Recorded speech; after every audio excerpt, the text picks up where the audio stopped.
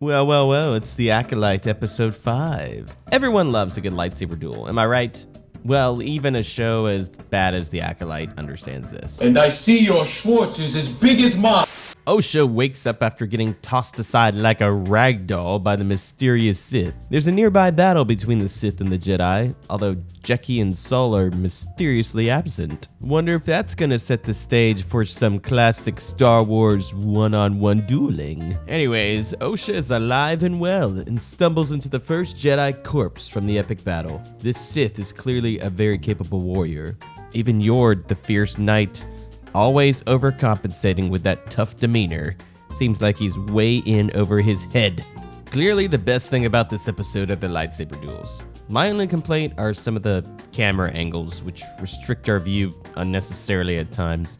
And the low lighting is a questionable choice to me. This is less of an issue as the show goes on, however, so credit where credit is due. The Jedi, bless their hearts, show up like they're auditioning for the Jedi Games, where the only rule is there are no rules. Except, maybe don't get killed. They're outmatched, outclassed, and frankly out of luck. The mysterious Sith, with the elegance of a dancer and the precision of a surgeon, starts dispatching Jedi like he's playing a very lethal game of whack-a-mole. It's like watching a chef slice through a tomato, except the tomato screams and has a lightsaber. The Sith defeats each Jedi like they're nothing more than a minor annoyance. It's sort of shocking, like, dang, Jedi, were y'all practicing in the temple with your eyes closed or something? A few Jedi attempt to do their best impression of a human shish kebab, and the Sith is happy to accommodate them. Plo Kloon's cousin, Plo Klonk, gets dispatched quite easily. Guess Plo Kloon actually had his eyes open when he was in Jedi basic training. You might think that the Sith should struggle against this many Jedi at once, but turns out, not at all. Barely an inconvenience. The Sith has a secret weapon, too. Turns out that mask is more than an overpriced Halloween costume. It's a lightsaber kill switch concept pulled straight from the EU, or at least the metal that it's made of, I guess. Boy, that would have come in handy in literally every other Star Wars duel after this. Too bad we'll never see it again. Oh well. In the midst of all this, I had to wonder, like, where is Saul and Jecki? None of them got blown back far enough to where they couldn't be right there in the middle of the action. If these four are right here, well, it would have been 5 because one of them, when we first start the episode, Osha finds one of them dead already. So these 5 are right here, and then it's like Jecki and Saul should be nearby as well. Like, why are they not in the middle of this? If they were right there, I'm pretty sure nobody would have died. There's no way he could fight 7 of them at once, right? Right? The Sith decides to go after Osha, and then he throws his lightsaber at her, and just as she's about to get hit by it, Saul comes in and deflects it. And I was thinking, like, why didn't she just... Was that not an option? They look at Osha, and they're like, civilian to the ship. Saul's like, civilian to the ship. And then Yord's like, civilian to the ship. You know, I was just thinking the whole time, like, she has a name, you weirdos. She's the only one there. It's not like there's other civilians. I don't know. Maybe they were trying to be discreet. They didn't want the Sith to know her name or something. I don't know. Was it really necessary to, like, force push her, like, 10 feet? Okay, so then we jump back to May, and this begins, to me, the most confusing part of the whole episode. She runs into Jecki. If you remember, in just the last episode, she said she was going to turn herself in to the Jedi. Not only does she not turn herself in this moment, she resists arrest from Jecki. I'm sitting there, I'm thinking, why are you fighting her? So they have this, like, back and forth. She doesn't just try to resist arrest, she tries to kill Jecki. Like, with her knives, she starts whipping out her knives again. It's like, what the F, May? Are you evil or not? Like, I don't care. Pick a side. What is happening? What is going on? You can't just flippantly go back and forth like that as a character and expect us to just be like, oh, that was clever. It's not clever. It's inconsistent. Her character is unknowable. She's an enigma. Anyways, we jump back to Saul, and then he's fighting the Sith. He tries to get him to take off his helmet. And he's like, and let you read my thoughts? No. And then there's this interesting line where Saul's like, what master hides his face from his pupil? The Sith is like, you tell me. Wonder what that he meant by that. Surely there has to have some kind of double meaning. He disappears from the fight again. Or I don't know how many times he's done this now. The next scene, Jackie has apprehended May finally. The Sith just comes barreling in, like just gunning for Jackie, and they get into a fight very quickly. Wouldn't you know it, Jackie is actually really freaking good, quite possibly even better than Saul. Maybe not better because she actually gets killed, but it is interesting. It's like, isn't she a Padawan? I might be wrong, but I mean, later Saul calls her a child. She's on the young side. Wait, why is she so much better? She's Padawan, right? I mean, I'm happy to see her kicking butt. Like, she's become one of my favorite characters on the show, which I don't have many of them, but I didn't understand that. I was like, why are these Jedi Knights struggling so bad? And she comes in, she's a Padawan, and she's like kicking butt. Now, that's not the first time we've seen a Padawan be extremely skilled. If you've seen the Clone Wars, then you probably have seen Ahsoka taken on characters like General Grievous. Probably most famously, she defeats Darth Maul. I feel like these duels are better when the shots are a little bit wider. And they get better as they go. Like I feel like the framing, the blocking, and all that gets a lot better. As far as the choreography goes, in some ways, it's definitely impressive. I think it's some of the best stuff that Disney has put out. I don't think it's up to the level of the prequels. It's still impressive nonetheless. And so I gotta give credit where credit's due. I don't really understand why in like the sequels they dumb things down so much. Those fights are not really that exciting to watch. I think the only one I really like watching is in The Last Jedi with the throne room, because visually it's really beautiful to look at. It doesn't make a lot of sense at times, and it feels more like a brawl. It doesn't feel like, none of these fights feel like, until the Rise of Skywalker, like the Force is being used all that much. It's probably an unpopular opinion, I actually really like the fight on the Death Star with Rey and Kylo Ren, even though it's not especially like flashy. I think the setting's pretty cool. The Sith just disappears. Then we go back to Yord and Osha, just wasting time and being dumb. Yord's like, what do you mean what attracts what? What the light attracts them? I'm like, did you already forget about the bugs, Yord? Like, what? It wasn't even that. Like, you're so dumb. You are so dumb. And then Osha just has this moment where she, like, I guess May reaches out to her in the Force.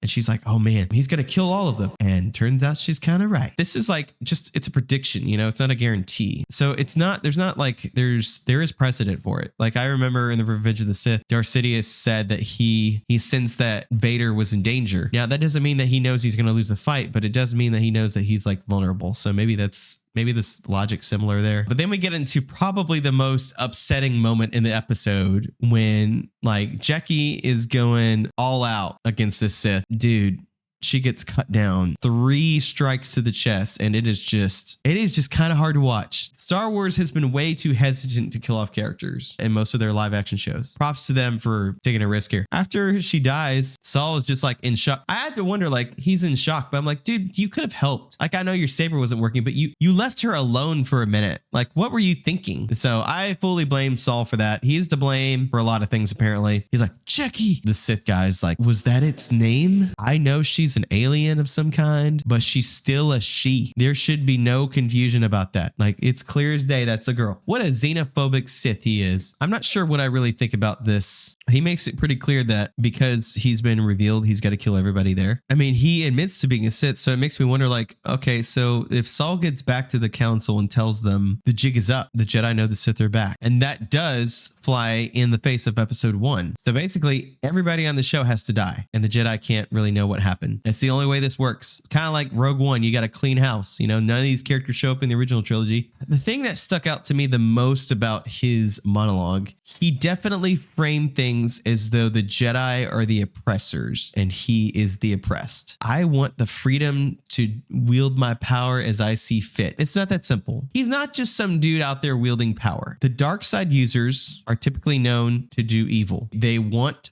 power. They are corrupt. They are greedy and selfish. That is the mark of the dark side of the Sith. He frames it like as if I can't exist because the Jedi won't allow it. There's a reason why they don't allow the Sith to just live openly, because they want to conquer the galaxy and turn it into a dictatorship. That is what they've always done. That's what they will always do. So no, I don't feel sympathy for this guy who's like, I want freedom to live, to wield my power freely without interference from the Jedi. So what? Why? So you can just be openly evil instead of just secretly evil? Give me a break. I don't know. It makes me wonder, like several projects now, we've seen this different perspective where we make the Jedi like super flawed and they're corrupt and all this crap. And then like the Sith are like somehow more sympathetic. I'm like, no. Now I am of the mindset, because I happen to love the character of Kylo Ren. I do have sympathy for him because of the way in which he was brought up. Luke Skywalker was a terrible master. There's no reason for that. The Luke that we get in the Return of the Jedi, I don't agree with the way he developed.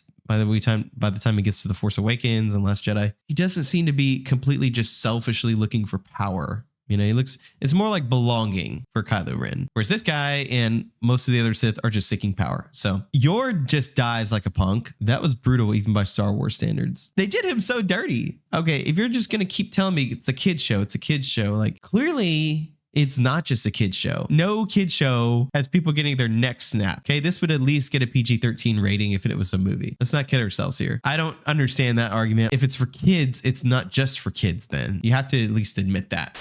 It just seems like the show consistently wants us to think that the Jedi are flawed and hiding something and corrupt, and they intervene and mess with things. But as far as I can tell, they haven't done anything wrong.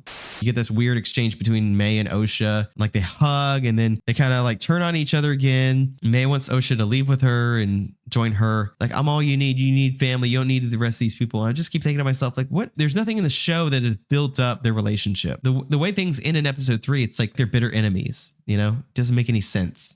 This episode is definitely what a lot of people are saying. It's the best of the worst. By that, I mean, this is the best episode so far of the worst show. So I feel like it's a step in the right direction, but it's just like the moment the action drops, the weaknesses really begin to show themselves again. And that just proves that it's like good choreography is no substitute for good writing. You know, well-developed story and characters. It's not a good substitute.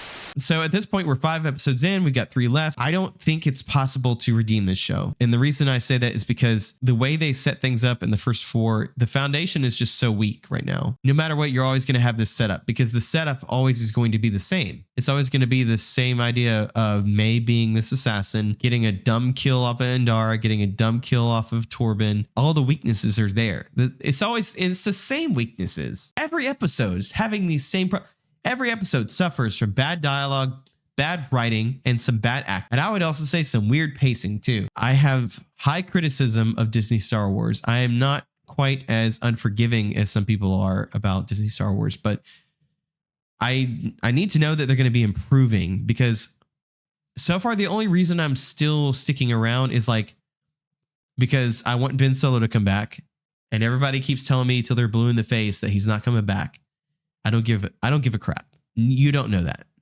You don't know that for sure. You just don't. You know, I don't think the show doesn't deserve a second season. It's the weakest thing that they have put together so far. Anyways, I don't know what you guys thought. I'm not going to give this my like signature of approval. I just think it's okay. It's watchable. All right, that's all I got. I don't want to talk about this anymore. Would love to know what you think about this episode. Join me down in the comments below, and I'll see you on the next episode. See you guys. Bye-bye. I don't know how to end these things ever.